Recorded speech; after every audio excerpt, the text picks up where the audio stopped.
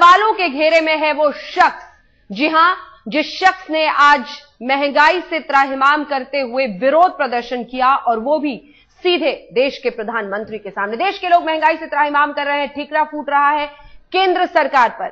आलम यह है कि प्रधानमंत्री को टेलीविजन पर आकर जनता के सामने सफाई तक देनी पड़ी।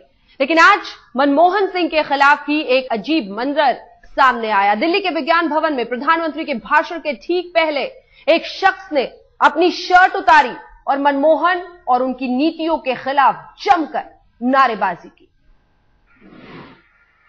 सरकार ने डीजल एलपीजी सिलेंडर के दामों में वृद्धि का ऐलान क्या किया? प्रधानमंत्री मनमोहन सिंह विपक्ष के हमलों के बीच घिर गए। लेकिन पीएम की परेशानी यहीं खत्म नहीं हो रही है, क्योंकि अब देश का आम नागरिक भी उनके खिलाफ हल्ला बोल रहा है।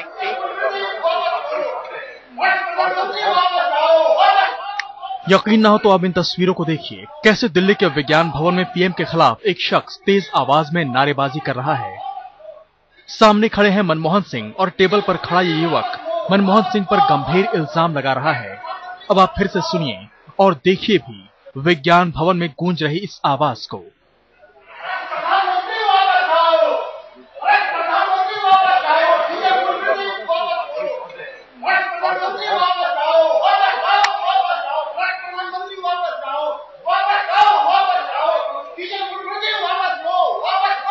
विज्ञान भवन में प्रधानमंत्री जैसे ही भाषण देने के लिए मंच की ओर बढ़ने लगे, उसी वक्त यह शख्स टेबल पर चढ़कर पीएम और उनकी नीतियों के खिलाफ नारेबाजी करने लगा।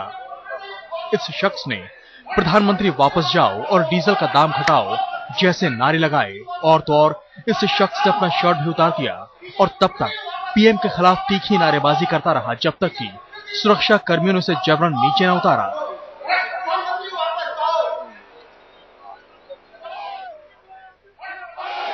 ये प्रतिक्रिया थी उस सरकारी क्रिया के खिलाफ जिससे इन दिनों पूरा देश बौखलाया है। डीजल की कीमत बढ़ाने के विरोध का ये तरीका भले ही अजीब लगे, लेकिन दर्द आम आदमी का दिखा।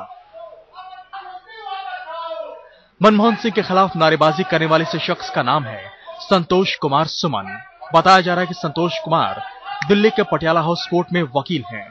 खबर यह भी है कि सुमन राष्ट्रीय जनता दल के लीगल सेल में है और उसने पीएम के खिलाफ पहले भी एक केस फाइल करने की कोशिश की थी।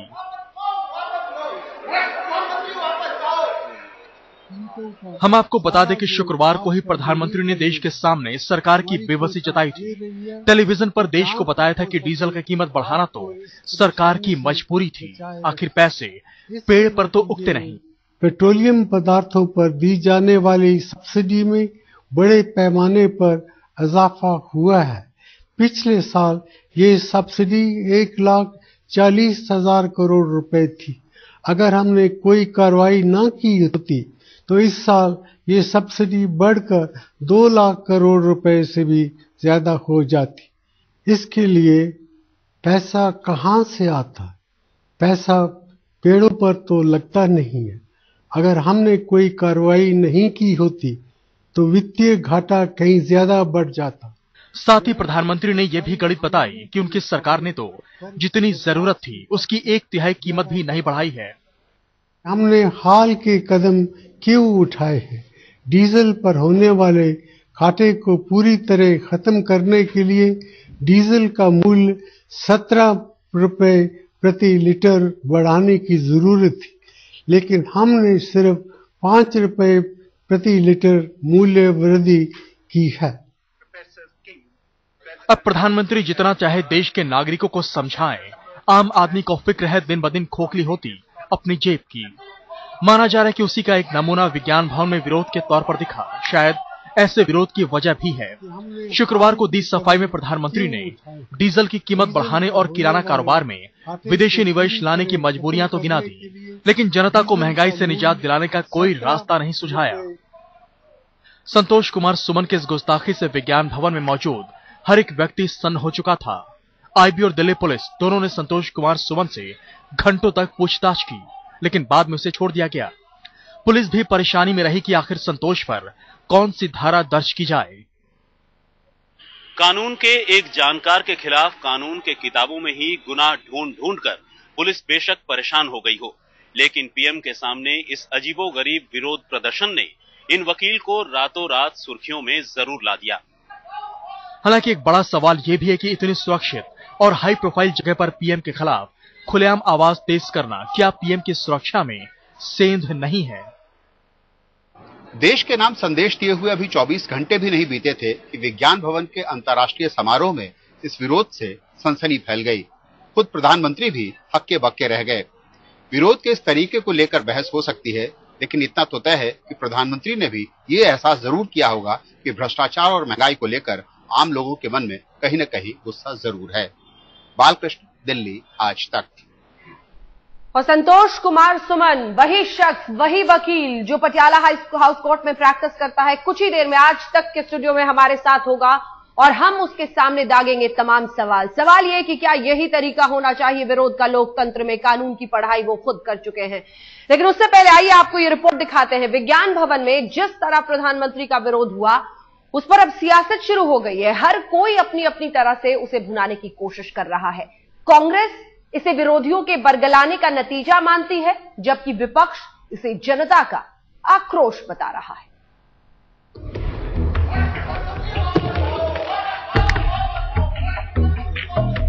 क्या ये जनता का आक्रोश है?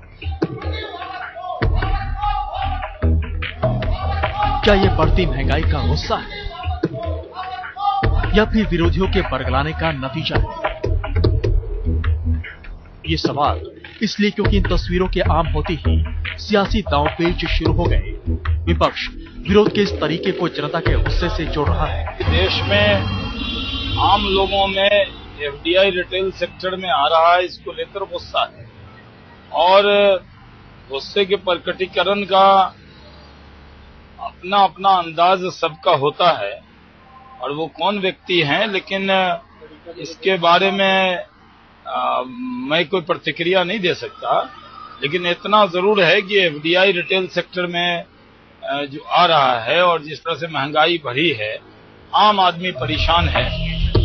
सरकार ये साबित करना चाह रही है कि ये गुस्सा न महंगाई का है और न ही सरकार की नीतियों का। ये तो नतीजा है विपक्ष की अफवाहों का। अपोजिशन ने जो देश के अंदर माहौल पैदा किया है, देश के लोगों को जिस तरह गुमराह किया है, उससे मुझे इस बात में कोई ताज्जुब नहीं है। इसके लिए मैं अपोजिशन को जिम्मेदार मानता हूं कि उसने देश के अंदर गलतफहमियां पैदा की है। कानून अपना काम करेगा और ये पता करना जरूरी है कि किस साजिश का ये हिस्सा है। आरोपों की सियासत में कभी अन्ना के सहयोगी रहे अरविंद केजरीवाल भी खुद पड़े हैं, खुद भी राजनीति के अखाड़े में पैर जमाने की कोशिश कर रहे हैं, इसलिए बोली भी सियासी हो चली है। सरकार रिफॉर्म्स के नाम पर एक तरह से देश को डिफॉर्म कर रही है। ये रिफॉर्म नहीं है और बिना जनता से पूछे, बिना जनता की भागीदारी के ये सारी पॉलिसीज थोपी जा रही हैं, रेट बढ़ाए जा रहे हैं। तो ऑब्वियसली जनता के अंदर जनता हर तरह का विरोध प्रदर्शन कर रही है। ये जनता वो जो भी उस आदमी ने किया वो एक तरह से जनता का विरोध दिखाता है। इस पूरे प्रकरण में पूरे फंसे लालू यादव। जब पता चला कि जिस शख्स ने मेज पर चढ़कर विरोध जताया वो तो उन्हीं की पार्टी के लीगल सेल का है, तो सफाई देते नहीं बना, सो तुरंत कार्रवाई की और दिल्ली के लीगल सेल को भंग कर दिया। हम अपील इसने जो भी किया है प्रॉपर प्लेटफॉर्म नहीं था और पार्टी के अध्यक्ष दिल्ली यूनिट ने जो उसको बनाया उनको आज ही हटा दिया, डिजल्व कर दिया यूनिट को, कि भविष्य में ऐसे गैर जिम्मेदाराना आदमी को बिना सोचे समझे नहीं बनाना है। किसी को भी हो सकता कोई टेररिस्ट बन जाया करके, तो इसको मैं गंभीरता से। सरकार इस वक्त सबसे मुश्किल दौर से गुजर रही है, साथ ही साथ छोड़ रहे हैं और जो साथ है वो भी विपक्ष की तरह हमले कर रहे हैं। महंगाई भी काबू में नहीं आ पा रही है और ऐसे में अगर जनता का आक्रोश भी बढ़ता गया तो सरकार के लिए सहारा ढूंढना मुश्किल होगा। पटना से सुजीत कुमार झा के साथ बालकृष्ण, दिल्ली, आज तक। संतोष कुमार सुमन जी हमारे साथ यहां पर स्टूडियो में मौजूद है। सुमन साहब, सबसे पहला सवाल आपसे, क्या सोचकर किया आज ये?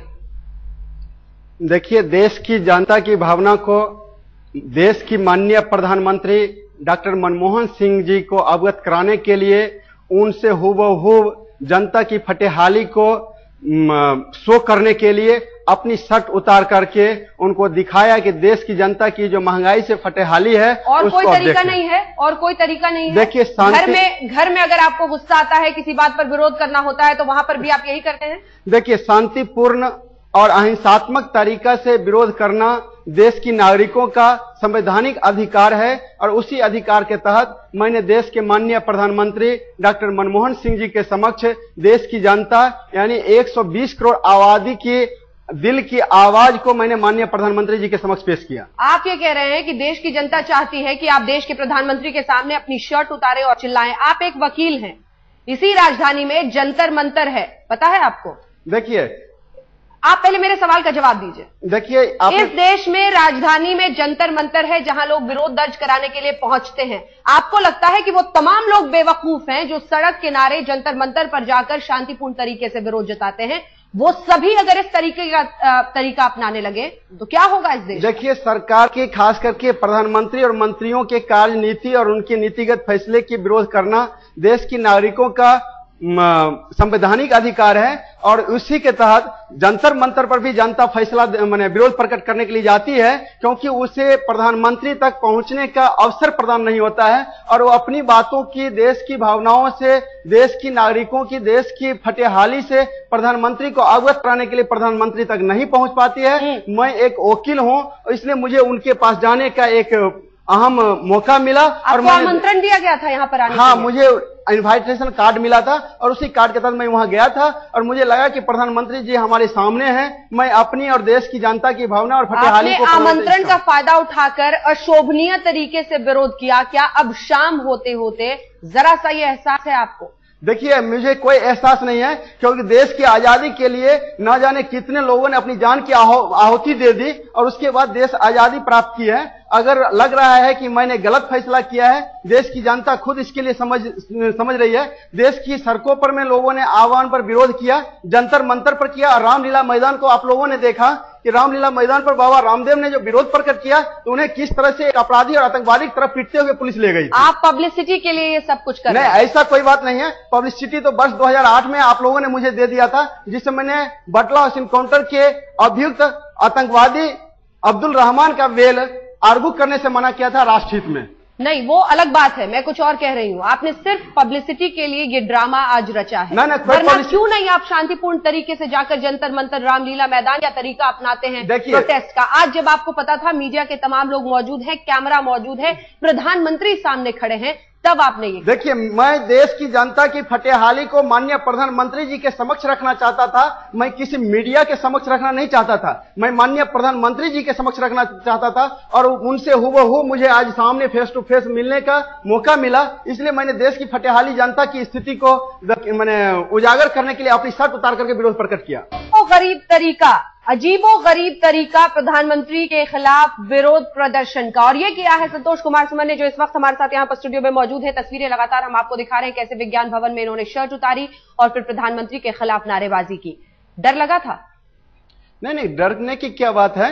प्रधानमंत्री जी हमारे देश के नागरिक का प्रतिनिधित्व करते हैं, वो मेरा भी प्रधानमंत्री हैं। हाँ। उनसे डरने की कोई बात नहीं है। वो तो हमारे इससे पहले भी आपने कोशिश की थी ना एफआईआर उनके खिलाफ लिखवाने की, जब हाँ। कोर्ट ने आप पर 1 लाख रुपए का जुर्माना लगाया था। देखिए, हमारे देश की जो कानूनी कुछ पेचीदा व्यवस्था है और कुछ ऐसे भ्रष्ट न्यायाधीश हैं जिनके वजह से मेरे खिलाफ 1 लाख का पेनाल्टी हो गया।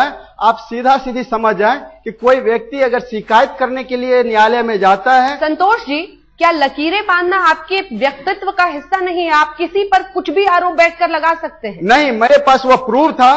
आप ईमानदार, बाकी दुनिया सब नहीं। मैं ये नहीं कह रहा हूं कि मैं ईमानदार हूं, मैं तो सिर्फ जांच का मांग किया था कि अगर माननीय प्रधानमंत्री जी ईमानदार हैं, वो कैश फॉर वोट में स्कैंडल में इनका कोई योगदान नहीं है। आपने जांच की कहां बात की? आपने तो उन्हें वापस जाने को कहा।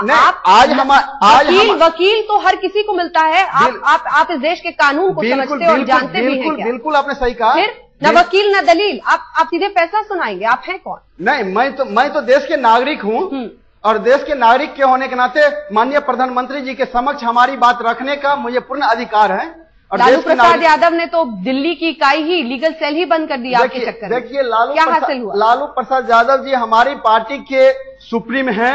उनको पार्टी का गठन करने और पार्टी का समापन करने का पूर्ण अधिकार है। इसका मतलब यह नहीं होगा पार्टी राष्ट्रीय जनता दल पार्टी उनकी बपौटी है, क्योंकि पार्टी का हर एक कार्यकर्ता और नेता पार्टी में समान के बराबर होता है। जनहित और राष्ट्रहित और खास करके एक सेकंड मुझे लगता है कुछ बुनियादी दिक्कत है। आपकी पार्टी के 4 सांसद सरकार का समर्थन कर रहे हैं, एफडीआई, महंगाई, तमाम मुद्दों पर। जब उनके अपने सहयोगी उनके खिलाफ है, सरकार छोड़ रही है टीएमसी, आपके 4 सांसद उनके साथ है। अगर आप मानते हैं अपने आप पार्टी, बिल्कुल आपने सही कहा। हमारी पार्टी, तो फिर आप हमारी पार्टी क्या कह रहे हैं? या तो सरकार का समर्थन कर रहे हैं। राष्ट्रीय जनता दल कांग्रेस के साथ इसलिए समर्थन किया था कि सिर्फ सांप्रदायिक शक्ति का विरोध करे, लेकिन आजकल कुछ दिनों से यह साफ स्पष्ट हो गया कि लालू प्रसाद यादव जी पार्टी के संवैधानिक ढांचा के तहत काम नहीं करते हैं। वो अपने निजी स्वार्थ के लिए कांग्रेस के साथ काम कर रहे हैं। वो पार्टी के कार्यकर्ता और नेताओं, देश की जनताओं की भावनाओं को ध्यान में रखकर काम नहीं करते। एक संजीदा सवाल आपसे, ठीक है, आपको लालू प्रसाद यादव भी अब उतने ही, आप उनके बारे में भी इस तरह की टिप्पणियां कर रहे हैं तमाम। सवाल बहुत सीधा है। विज्ञान भवन, जहां पर प्रधानमंत्री आर्थिक स्थिति और उस पर जुड़े हुए एक भाषण के लिए पहुंचते हैं, वहां पर आप भ्रष्ट प्रधानमंत्री करके चीखते हैं, चिल्लाते हैं, नारेबाजी करते हैं। बिल्कुल आपने यही तरीका है। आपने सही कहा कि मैं अभी भी इस बात को प्रमाणित करता हूं कि अगर माननीय प्रधानमंत्री जी भ्रष्ट नहीं है तो वो अपना टोटल स्टेटस रिपोर्ट जनता के बीच दिखाएं कि उनके पास इतना स्टेटस आया कहां का। वो तो जितने भी नेता हैं इस वक्त सरकार में, आप जाइए साइट पर, आपको मिलेगा बिल्कुल कितनी आमदनी है, किसका क्या है। साइट पर वो जो दिखा रहे हैं, हाँ। उनकी मार्केट वैल्यू एकदम निम्नता दिखाई जा रही है। मार्केट वैल्यू कुछ और होता है, उसको कुछ और किया जाता है। उसकी जांच के लिए अगर हम किसी को लिखते हैं तो वह पदाधिकारी या ऑफिसर के पास हिम्मत नहीं होती है कि वो ऐसे मंत्री और प्रधानमंत्री के स्टेटस को वेरीफाई करें। पीएमओ की तरफ से तो कहा गया कि इसके खिलाफ कुछ मत कीजिए, जाने दीजिए इसे। ये उनकी व्यक्तिगत फैसला था, क्योंकि मैंने कोई भी ऐसा इलीगल वर्क नहीं किया था। मैंने एक नीतिगत, संवैधानिक और शांति प्रिय, अहिंसात्मक तरीके से विरोध प्रकट किया था। इसलिए उन्होंने कहा कि कोई इसका क्रिमिनल एक्टिविटी नहीं है, इसको जाने दो। अच्छा, एक आखिरी सवाल आपसे, जरा सोच कर ईमानदारी से एक ही लाइन में जवाब दीजिएगा। हर शख्स, हर नागरिक अगर ये तरीका अपनाए तो लोकतंत्र का क्या होगा? देखिए, बिल्कुल आपने सही कहा। विरोध करने की, चूंकि हम देश के रिप्रेजेंटेटिव प्राइम मिनिस्टर से नेताओं की तरह बात मत कीजिए, वकील हैं आप, एक लाइन में जवाब दीजिए। हर नागरिक ये करने लगे, आपको नहीं लगता अराजकता हो इससे फैलेगी? हाँ, आपने बिल्कुल सही कहा कि अगर हम इस तरह के प्लेटफॉर्म के तहत अगर कोई इस तरह से करते हैं तो अराजकता फैल सकती है। बहुत बहुत शुक्रिया आपका। संतोष कुमार हमारे साथ बातचीत कर रहे थे, जिन्होंने अपने ही शब्दों में माना कि अराजकता इससे फैल सकती है और अशोभनीय विरोध नहीं करना चाहिए। लेकिन जरूर है, आज एक शख्स, एक आम सहमे हुए आदमी का गुस्सा फूटा है, उसकी शर्ट उतरी है, या फिर सब्ज बाग दिखाने वाली एक सरकार की, ये सरकार को भी सोचना चाहिए।